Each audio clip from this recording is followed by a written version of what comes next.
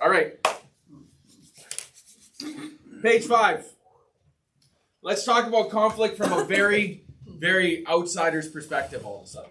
Okay? We talked about kind of somebody's responsibilities. We've been talking a lot about our personal responsibilities in terms of being reconciled in conflict. Now I want to hit some I want to talk about what God feels about conflict. Okay?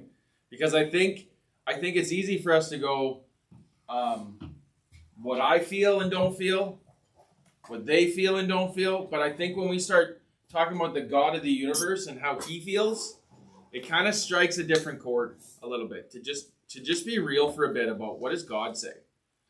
Not just what does he command, but what happens in his heart. Because the Bible says, find out what pleases the Lord. We're actually supposed to investigate what pleases him. So if we're supposed to investigate what pleases him, along the way we're gonna stumble upon what doesn't please him. Right? And so here we go. Proverbs 6:16. There are 6 things the Lord hates. 7 that are detestable to him. Okay? Like number 7 is the worst. So here's what number 6 and 7 are in verse 19. A false witness that pours out lies. And here's number 7. Here's the detestable thing. A person who stirs up conflict in the community. Whew! He lumps that in with homosexuality. He lumps that in with idol worship. He lumps that in with the things that he just detests. He lumps that in with human sacrifice. Sacrificing your children to a god. Stirring up conflict in the community. We just go, oh, that's just Canada. That's just my local church. That's just Joe over there. Joe's that guy. He just stirs the pot. You're at a meeting and you're talking about something serious and Joe's hand goes up and you're like, oh, here we go. Here we go. Joe's going to say this and Sam's going to say that and we're World War III in this meeting. Buckle up. Never been in those meetings? I've been in lots of church meetings like that. Or you're at a space in a place where there's some engagement, like an adult Sunday school or like our class, and so raises their hand and everybody goes, oh, here we go. Here we go. It's going to be long-winded. It's going to be, selfish. It's going to be crazy. Why do we got to do this? God detests those kind of people. He detests them. The ones that just have to stir it. It's not the same as asking tough questions. It's not the same as being real and honest. I mean, Peter asked some tough questions. It almost seems like he was stirring the pot, but it was because he was hungry for truth. Wait a second, Jesus, what about this? Wait a second, Jesus, should we do this? Wait a second, Jesus. Wait a second, Jesus. That's not the same thing as intentionally just trying to stir the pot. That's not the same thing as just like, you know what? I'm just going to screw with people today. I don't care that you guys are all going to be angry. I'm going to just hit my agenda. That's more like what Judas was doing. Judas was hitting his agenda. Making him mad. Hey, Jesus, you're not going to rebuke that lady for wasting all that perfume? We could have helped the poor with that. Yeah, Judas, I've been hearing about the money thing. Over and over and over. And by the way, it's not even about the money for you. You just want to steal from the money purse. So shut up. Yeah, that's the Pastor T paraphrase. Okay? And so that's a guy who's stirring up conflict. That's a guy who's got selfish ambition, who has a selfish agenda, and he's just stirring stuff up. God hates that. He hates it. The one that's always got the negative attitude. It's not going to work. This is going to suck. You're like, why? No. It's on the list, guys. We talk about the 10 Commandments. We don't talk about the 7 hates nearly enough. Most of you guys probably didn't even know it existed in there. That God actually made a list of things that he hates. He hates people who lie. Hates it. He doesn't just dislike it. Wish you guys wouldn't lie. Now, I hate it when you guys lie to each other. I hate it. It's a hard list. Becky, you got the list there? You're getting there, aren't you? Yeah. Read the list out for everybody. Starting 6:16. Could you do it anyways? Okay, there are 6 things that the Lord hates. 7 that are abominational to him. Haughty eyes, a lying tongue, and hands that shed innocent blood, a heart that deceives, wicked plans, feet that make haste to run to evil, a false witness who breathes out lies, and one who sows discord among brothers. Like, that sounds like culture. Could I see what yours says? Like what the wording of yours? You want to read, What? Danielle? You want to read Okay, your? sure. You want to read it from that's the NIV, right? Because it's like these are the ones that you guys all have, right? Yeah. Okay. Haughty eyes, a lying tongue, hands that shed innocent blood, a heart that devises wicked schemes, feet that are quick to rush into evil, a false witness who pours out lies, and a person who stirs up conflict in the community. Hi. Different. Well, we like.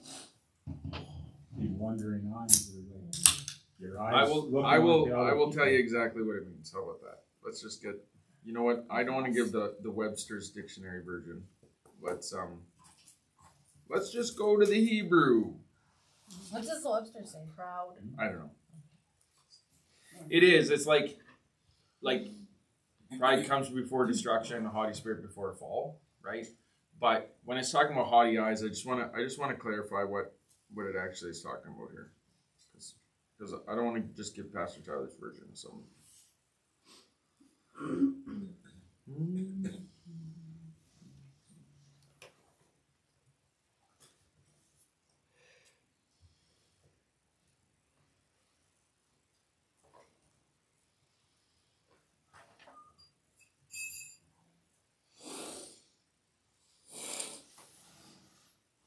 Oh, to rise oneself up, to be lofty, to be exalted.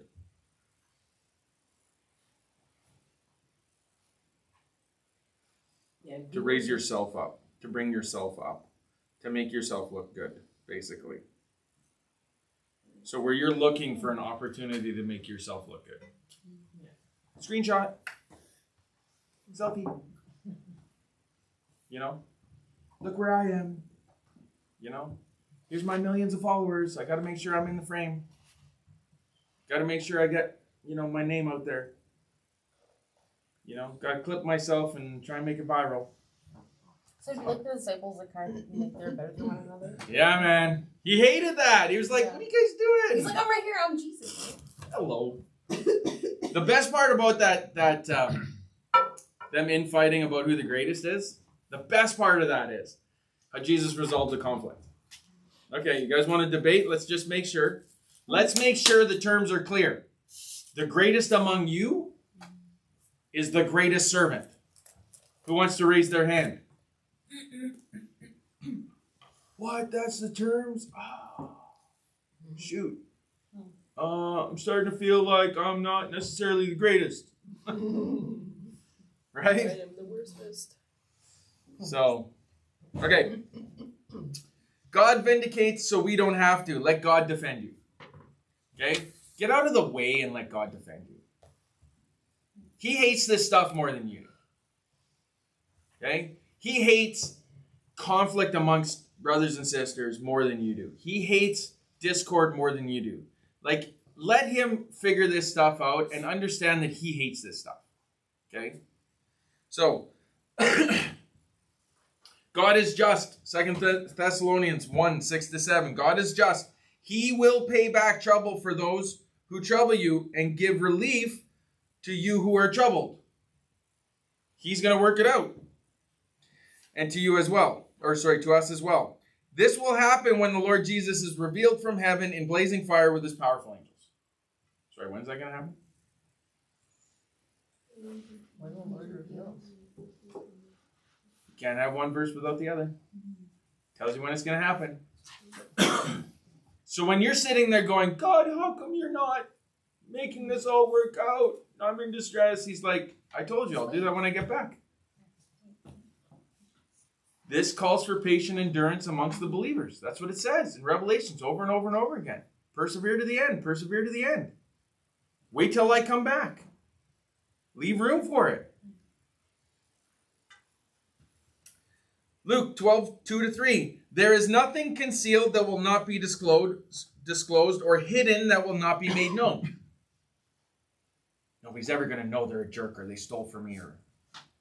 It's like the Bible gives us a promise that that's not going to happen. It will eventually come out. You look at some of the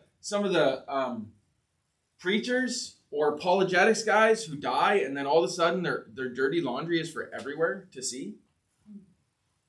That guy's sleeping with prostitutes, and that guy's doing this, and that guy's like, it will eventually come out. In God's timing, it comes out. You don't got to stress about trying to force its way out. What you have said in the dark will be heard in the daylight, and what you have whispered in the ear in the inner rooms will be proclaimed from the rooftops. You ain't gonna get, and especially nowadays, you're not getting away with it. So understand ahead of time. Be open and transparent. Understand ahead of time that your junk is there, but so is theirs. I love this verse for things like deception.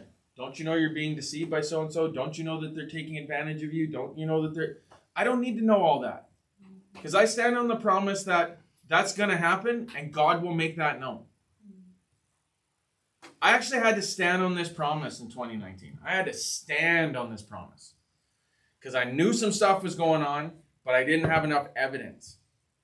And as I challenged behavior that was terrible, I was met with excuse after excuse after excuse. I was met with lies and deception. And I had to stand on this every day going, God, I can't get to the bottom here without having an inquisition. I can't get to the bottom here. I know, but I don't know. So I'm trusting you, and I'm trusting you, and I'm trusting you. And then it all came about in one day when there happened to be a prophet and a board member in the dining room at a time where nobody's ever there. And it came about. It was perfect timing. It was perfect timing. And there was no deniability left. And it all came to the fire, and it all came to the front. And it was a perfect done. All out in the open. People are fired. People are gone. Just right now. And it was just clear. And there was no need for debates or anything. It was just super clear. And it just gave me such peace in the moment because it was at the proper time. Everything got revealed.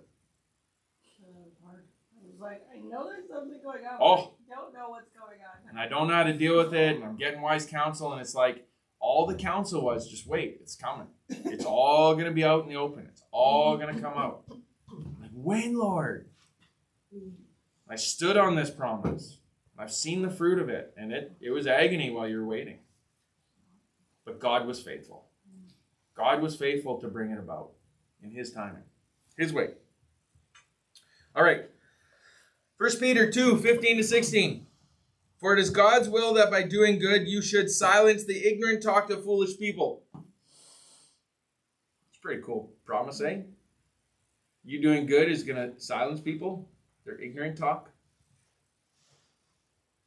Live as free people, but don't use your freedom as a cover-up for evil. Live as God's slave. So, is conflict itself valuable?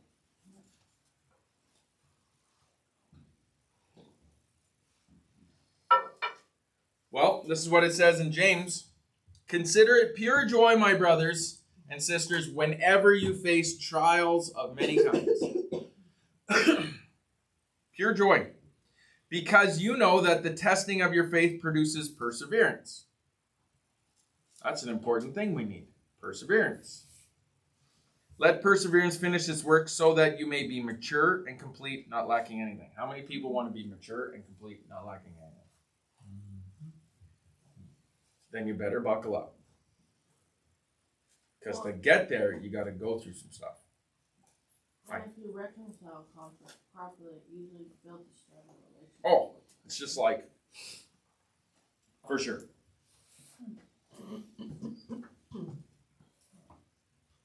Romans 5:3. Not only so, but we also glory in our sufferings. Because we know that sufferings produce perseverance. They produce perseverance, guys. It's weight training. We understand that in terms of weight training. We understand that in terms of resistance training. We understand that all over the place that you need a certain level of pain. No pain, no gain. Right, Donald? No pain, no gain. He's got bigger muscles than me, so I figured, you know. But it's true. We understand that, and yet somehow we don't understand that in our general life. We somehow don't understand that in our general life, that to be built up, there has to be a bit of resistance training. You know, you get thicker skin. I encourage all of you guys, when you go to your spaces next, I want you to go in your closet, and I want to go you right to the back, and I want you to grab your thick skin clothes, put them on every day. And I want you to take those thin skin clothes, and I want you to just like burn them. Don't even put them back in the closet. We're called to be those kind of people. We're called to be the people that are unoffendable. That doesn't happen overnight, guys. That doesn't just like, oh, one day I was super offended by everything, and the very next day, magically, I'm just the most joyous person ever that's never offended. No. Today I was offended. Tomorrow I'm going to be less offended. And the day after that, I'm going to be less offended because I'm being trained through my offense. I'm being trained through that heartache and that whatever. I mean, how many people have prayed deeper in distress than they've ever done in joy?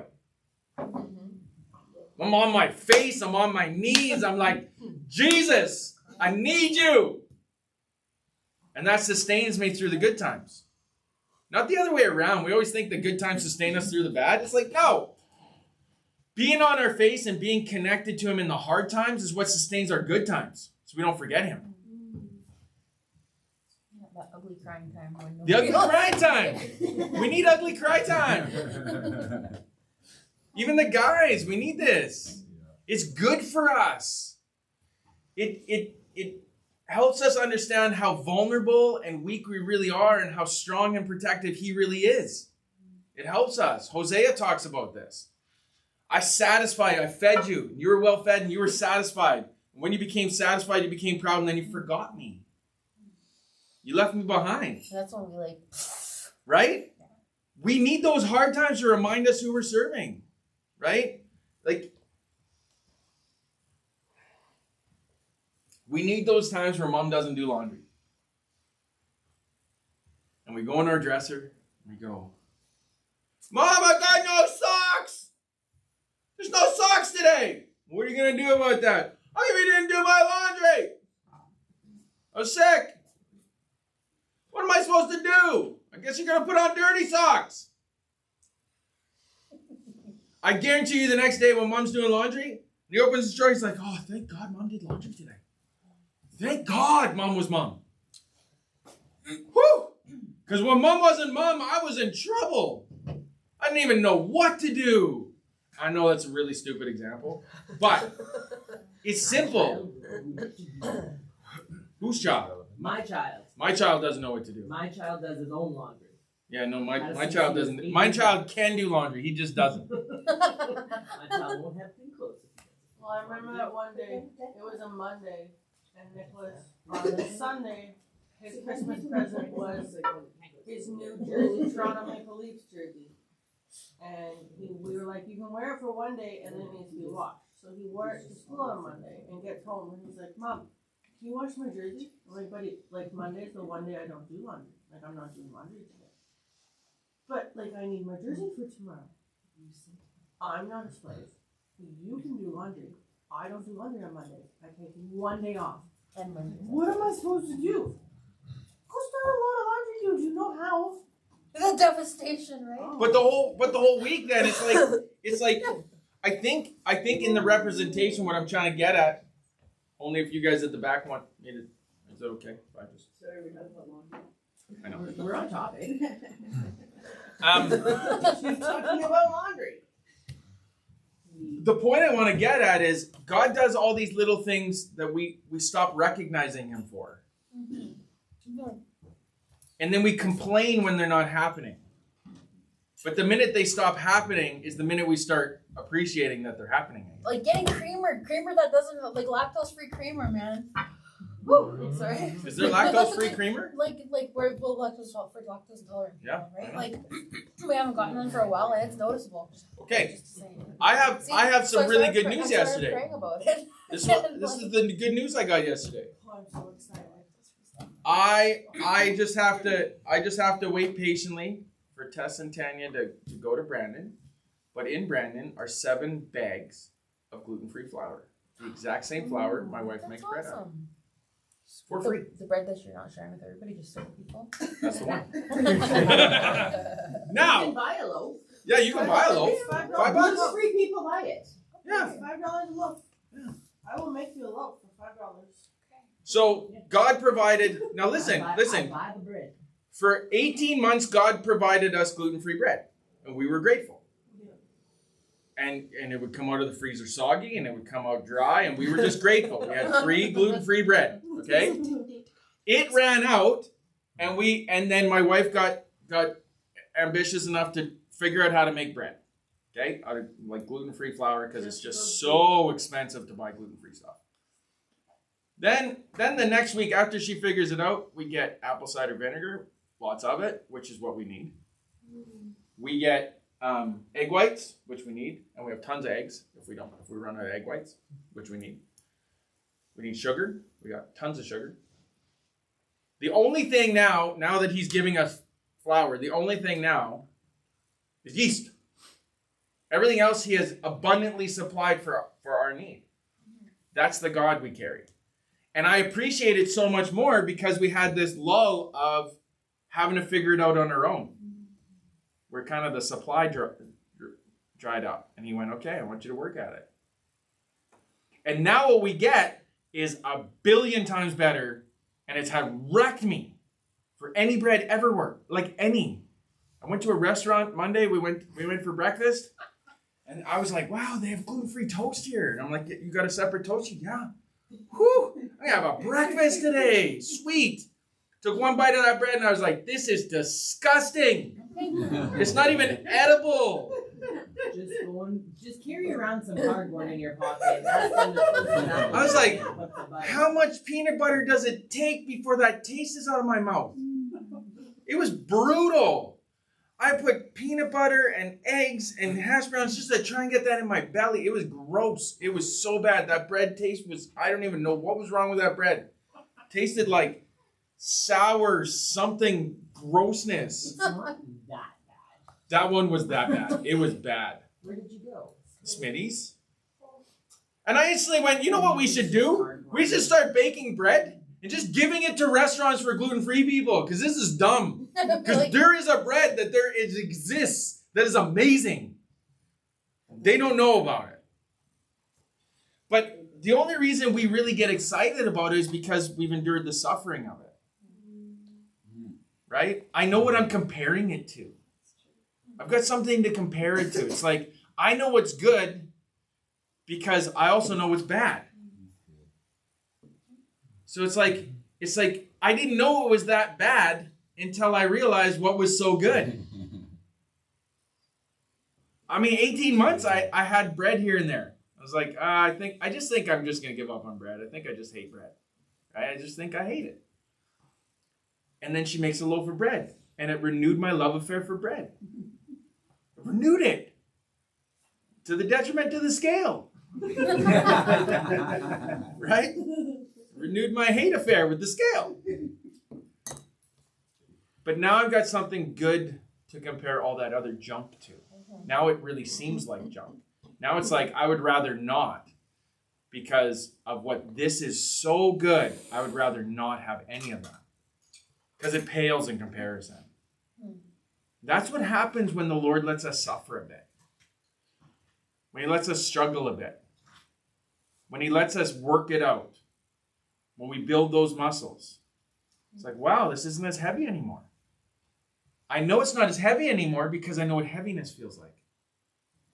I know this is peace because I know what unrest feels like.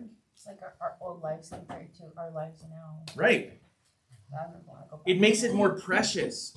And then we start understanding why why God says that for those who have been forgiven much, we have such a greater amount of love and compassion and kindness and joy and peace because we have something to compare it to. It's like, dude, suck it up, man. I don't even like what's for lunch. Dude, yesterday I had nothing in my cupboard. You're complaining about this? I don't care if it even tastes good. I don't have to worry about food anymore.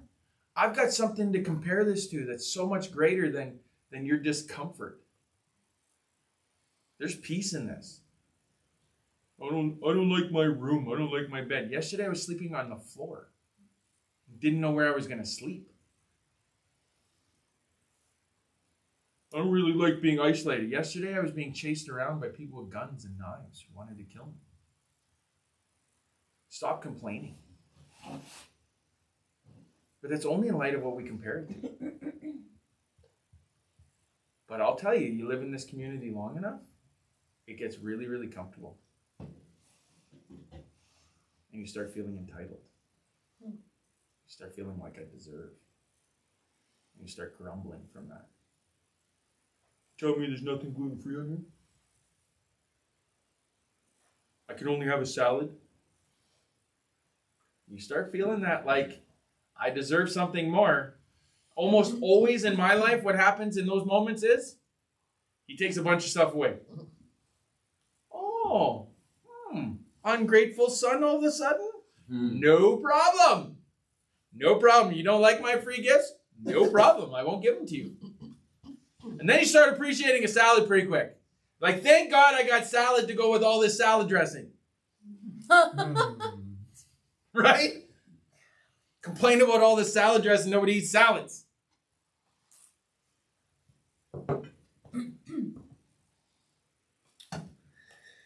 Hebrews 10:36, you need to persevere so that. Everybody say so that. I love so that. I love so that. So that when you have done the will of God, you will receive what he has promised. I want your promises. I want your promises. Good. You need to persevere then. So that when you've done my will, you'll receive your promise. You're not in palliative care. You are not on the dead ward, waiting to die into the by and by. You're in strength training. You're in the kingdom already. You need to walk in it. You need to be okay with it. We need to understand that conflict hurts, but also sharpens through overcoming. Conflict isn't pleasant. And if you're me, dieting, working out, those kind of things, they're not pleasant either at all. Is it diet? I know I use that D word. Dieting? Yeah. Oh, yeah. Yeah, it's not pleasant. It's not easy. It's not, forget easy, it's not pleasant. No. It's not pleasant. Okay? Exercise isn't pleasant. I'm on a seafood diet. Yeah, me too. I'm on a bread diet now. The best of diets. My love affair for bread is like way out here, man. It's like, ooh, bread. I hated you for so long, but now I love you. It's not easy, but when the goal in mind is something greater, you can endure all that stuff because the goal of what's in mind is greater. I often don't even like working. I know I'm a workaholic, and yet I don't really like working. What I like is producing. Like when we were doing this building, I hand dug 2 days. I was in the hole, guys. Bucket after bucket after bucket after. Trust me on this one. I did not enjoy that. That wasn't like, oh yay, I get to shovel buckets of dirt. Woo! Hallelujah! It was like, yay, we're going to fix this problem finally after 8 years. Yes, Jesus. So all that struggle, all that strain, all that stress was joy, pure joy in that suffering because I knew what it was producing. I knew it was coming. So then I can enjoy work. I love to work because I know what's coming. I know what we're producing. It's not pleasant when some of you guys are yelling and screaming at me, shutting me, denying me, hating on me. It's not pleasant, but I know what we're producing. We're producing freedom. So then you stand there and you take it and you go through it and you work through it with joy, because I know what we're producing, sons and daughters. So we have to understand this stuff isn't easy, but with the hope set before him, Jesus endured his cross. He endured it with joy because he knew it was coming. And so we too have to have that same hope in mind. I know I'm trying to produce, 20-inch pythons or something. I don't know what Hulk Hogan's was, but right? So I would endure all that stress and strain and getting up and whatever because I know what I'm trying to get to. Relationships that overcome are stronger, more intimate, and more devoted because of the conflict, not because it was easy. Real reconciliation only happens when we value the relationship or integrity more than the conflict itself. You guys haven't noticed? I've said this before. We need to see God as people sees them and approach resolution with heart posture. Focus on getting and sharing truth, not getting vindication or retribution. All right. Activation time. Activation time. I need another chair. Excuse me. I'm going to take this one. Because it's here. I forgot your legs are on there. Sorry about that. All right. I need one more chair. Somebody bring me a chair. For the benefit of this video, I'm going to describe the chairs and then we're going to shut the video off. Here, we'll do this. Yeah. Good. Have a seat. No, not me. Yep. Okay. This I call my chair exercise. Okay? This is working out our muscles. It's the chair exercise. Basically what it looks like is two people looking at each other, sharing where they're at with one another. It's called conflict chairs. It's like I could sit here and be like, I'm just gonna make something up. Oh okay? my gosh. Okay guys, here we go. No, sit down. I'm just gonna I promise you I'm gonna make it up. Okay? I won't do that to you. I'll just promise you I'll make it up. So it's like, hey Becky, I'm really struggling with how late you are today. Okay, well. I told you I was gonna make something. Okay. I was gonna make it obvious that I'm making it up. Okay, so it's like I'm just gonna share with you, hey, listen, I value you enough that I don't want this I'm just, it's kind of what we talked about last night. I'm just confessing with you where I'm at. And I've just been really offended lately that I'm trying to be in my word. I'm trying to do my devos. And then it's 5 after 8 and you just come in and you're not even trying to be quiet about it. And it's really distracting me. And it's making me want to throw a punch you. That's on recording. That's great. This is not real, by the way. I said that about 100 times. This is zero about your. Just making sure. This is so abnormal. This might even be something she's offended about. This is so weird. Okay. So then the point of this exercise is, one, to learn how to share without accusation. I'm just really struggling. I'm just really struggling. Here's what I'm struggling with. This is how it's making me experience you. And then the goal on the other side is to respond in a manner that owns your junk without owning stuff that's not. Right? Oh, okay. I see that. Man, I didn't recognize that was. Or I didn't realize that was affecting you in Yeah. the way. So I'll minutes and I'll try. Yeah. Now, if it's unreasonable. On time and not super late. Yeah. I'm, and then you can share with I'm really struggling to get up in the morning. I'm really struggling to have motivation. I'm really struggling to be motivated to be in my word. And I'm really struggling to see the point of abiding. And I'm really struggling with all that. And so I find myself hitting snooze a bunch. because it's like oh, I gotta go to this thing, and then because I'm the guy who's here all the time and just seems to be excited about it, I can then with compassion go, oh, okay, now I know where you're coming from. Hey, like Becky, can I just share with you why abiding is important to me and what I get out of it? Be like, yeah. Oh man, like I just feel like my day's not even right if I don't abide. Like I feel like my day's not even right if I'm not here early. Like I show up at like 22 because I'm just so excited to be with the Lord. Really? Yeah. Well, what are you doing for that? Well, I read my word and I pray and I can't wait to get there and I have my tea and it's just such a great morning. Wow.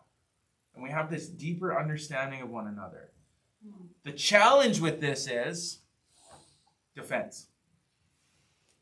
That's the challenge with this. This is what needs to happen in the body of Christ more and more and more. This vulnerable conversation.